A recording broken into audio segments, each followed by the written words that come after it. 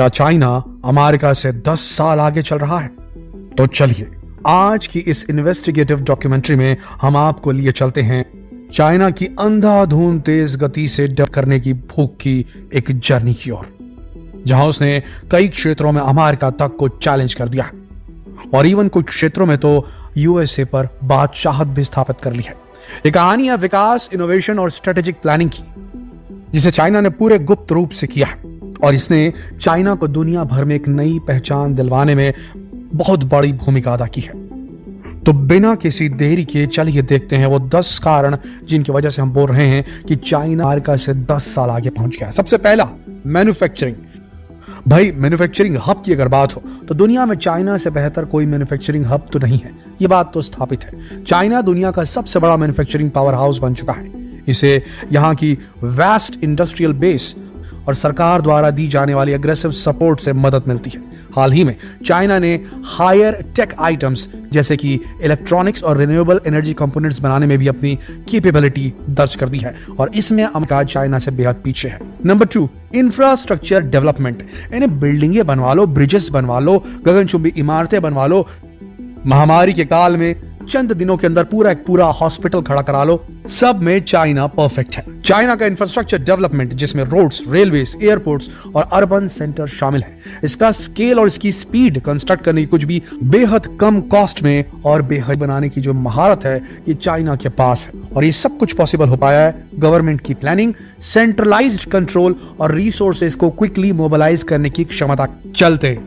सबसे महत्वपूर्ण, China e commerce में, इलेक्ट्रॉनिक कॉमर्स में लीडर बन चुका है।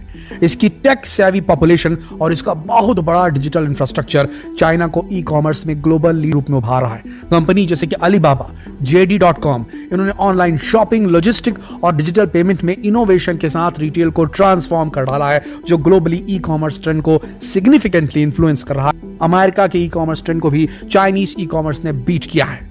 हाई स्पीड रेल नेटवर्क की अगर बात करें तो चाइना दुनिया का सबसे बड़ा हाई स्पीड रेल नेटवर्क रखता है, जो 40,000 किलोमीटर से भी ज्यादा है। इससे ना सिर्फ चाइना की इंजीनियरिंग कैपेबिलिटी का पता चलता है, बल्कि इसने देश भर में कनेक्टिविटी और इकोनॉमिक इंटीग्रेशन को भी एनहांस किया है, जो यूएस से कहीं आगे है। यानी कि देखिए, जितना ज्यादा आपका ट्रांसपोर्टेशन आपके देश में आसान होगा, उतनी आसानी से आपके देश में रॉ मटेरियल, कच्चा माल मूव करेगा। कच्चा माल करेगा जल्दी तो उसको फिनिश प्रोडक्ट बनाने में बहुत आसानी होगी और उसे फिनिश प्रोडक्ट को मार्केट में लाने में भी काफी आसानी होगी। तो जितनी अच्छी कनेक्टिविटी उतना अच्छा व्यापार। इस फील्ड में भी चाइना अमेरिका को पीछे छोड़ देता है। बात करें कि डिप्लॉयमेंट की, तो देखिए 5G पूरी दुनिया में आ चुका है, लेकिन देश के कितने लोगों तक पहुंचा ये बड़ी बात है। चाइना 5G टेक्नोलॉजी के रोल आउट में ग्लोबल लीडर है, जिसमें दुनिया के सबसे बड़ा network of 5G base station शामिल है। इस तेजी से डिप्लॉयमेंट से स्पीड से लेकर स्मार्ट सिटीज और ऑटोनोमस व्हीकल्स के डेवलपमेंट तक में एडवांसमेंट हो रही है, क्योंकि 5G हर जगह मौजूद है चाइना के अंदर। बात करें नए युग के आर्टिफिशियल इंटेलिजेंस की, अमेरिका ने एड़ी चोटी का जोर लगा दिया है। इसका कोई काट नहीं आर्टिफिशियल इंटेलिजेंस में, लेकिन इंफ्रास्ट्रक्चर डेवलपमेंट में चाइना का कोई सानी नहीं है। चाइना ने AI को एक नेशनल प्रायोरिटी बना रखा है और संदेश तक इस क्षेत्र में वर्ल्ड लीडर बनने का एम है चाइना का।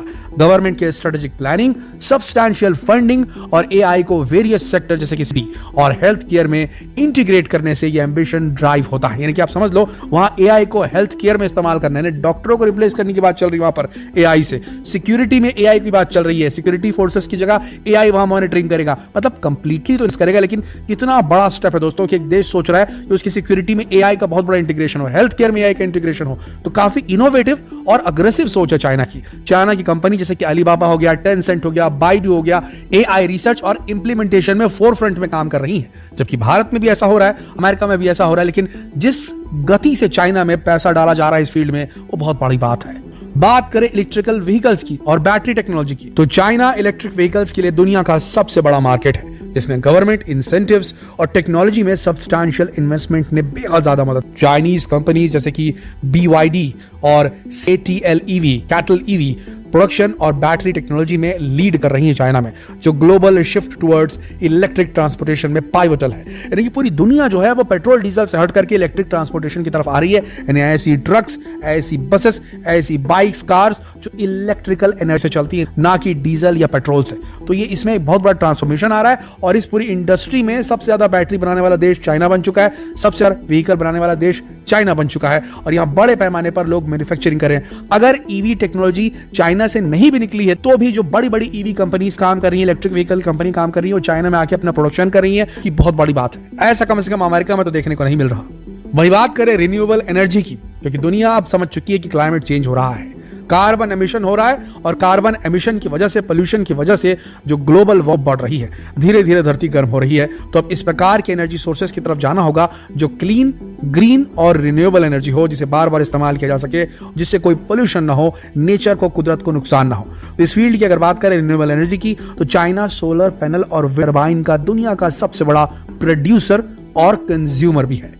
इस क्षेत्र में उनकी leadership, aggressive government targets, substantial subsidies और रिसर्च एंड डेवलपमेंट में इन्वेस्टमेंट से फैसिलिटेटेड है। देखिए, हर चीज बनाता है चाइना, ये आपने पूरे वीडियो में देखा होगा, हर चीज खुद बना रहा है चाइना और बहुत बड़े पैमाने पर बना रहा है। तो दुनिया को एक्सपोर्ट भी करता है और उसके बाद अपने देश में डिप्लॉय भी करता है। जो भी नई टेक्नोलॉजी निकलती है, जो भी नया इन्वेंशन होता है, वो सीधा चाइना में पहुंचता है और चाइना वाले उसे रेप्लिकेट करना शुरू कर देते हैं। उसे सस्ता कैसे बनाया जाए, उसके ज्यादा तादाद में कैसे बनाया जा सके, इस पर सोचना शुरू कर देती है चाइनीज गवर्नमेंट और इसीलिए लोग अमेरिका से बहुत आगे हैं दोस्तों। फिर इसके बाद आता है नंबर स्पेस एक्सप्लोरेशन का। आप कहेंगे भैया अमेरिका ने तो पहले झंडे गाड़े चांद पर और काफी सारा काम किया, इंसान उतारे हैं, चाइना ने क्या तोप मार दिया। तो भाई साहब, स्पेस एक्सप्लोरेशन हर देश ने अपनी तरह से किया है और चाइना ने भी अपनी तरह से। चाइना के स्पेस प्रोग्राम ने कई सिग्निफिकेंट माइलस्टोन्स हासिल कर लिए हैं, जैसे कि चांद पे उतरना, पर इंसान को नहीं, इन्होंने अपने उपग्रह को उतार दिया है। मार्स मिशन चाइना भेज चुका है, बड़ी बात है। इसके अलावा एक इंडिपेंडेंटली बिल्ट स्पेस स्टेशन, यानी कि चाइना का खुद का एक स्पेस स्टेशन जो है वो बिल्ड करने वाला है चाइना, बहुत बड़ी बात है। ये इंटरनेशनल स्पेस स्टेशन है जो कि कई देशों के कोलैबोरेशन से बना है, जबकि चाइना अकेले पैसा डाल करके खुद अपना स्पेस स्टेशन, अंतरिक्ष अपना एक स्टेशन जो है वो बनाने वाला है अंतरिक्ष में। बहुत बड़ी बात है दोस्तों ये अपने आप में। और ये सारा कुछ जो स्पेस चाइना ने चांग ई जो है रोवर भी उतारा है चांद पे, ये सब कुछ जो कर रहा है, तो ये इसकी ब्रॉडर स्ट्रेटेजी का एक हिस्सा है।